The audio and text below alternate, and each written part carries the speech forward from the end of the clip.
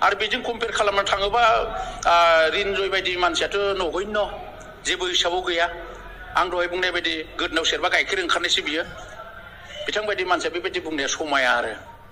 दुलाराय बर' फरायसा खौसे आफादनिफ्राय बिथाङा एक्सपेल खालामजानाय सासे सुबुं आरो आबसु बायदि संगठननिफ्राय एक्सपेल जानाय मानसिब्ला बियो बयनिख्रुइ निकृष्ट मानसियासो माने आबसुनिफ्राय एक्सपेल जायो माने मा होनना बुङो आनससियेल बेक्तियासो आरो बेबायदि मानसिया दिनै बर' जाति दानायनि बिटिआर दानायनि खोथा बुंब्ला एसे मिनिथावना जायो आरो बिथाङा जिखिनि बाथ्रा बुंबाय थादों बेखौ भित्तिहीन खोथा बुङो दिनै खाम्फा आरो चन्दनमोनखौ सात्रफोर होनना बुंदों बिथांमोना पावार लुबैनानै फैदों होनना बुंदों आरो बेथ' पलिटिक्सआव दिनै बर' जाति दानो थाखाय जि खामानि मावदों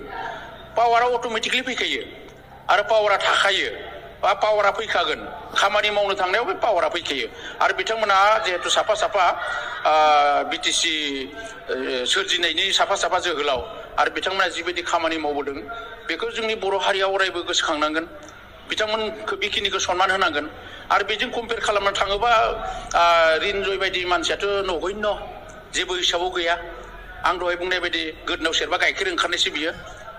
बिथांबायदि मानसिया बेबायदि बुंनाया समाया आरो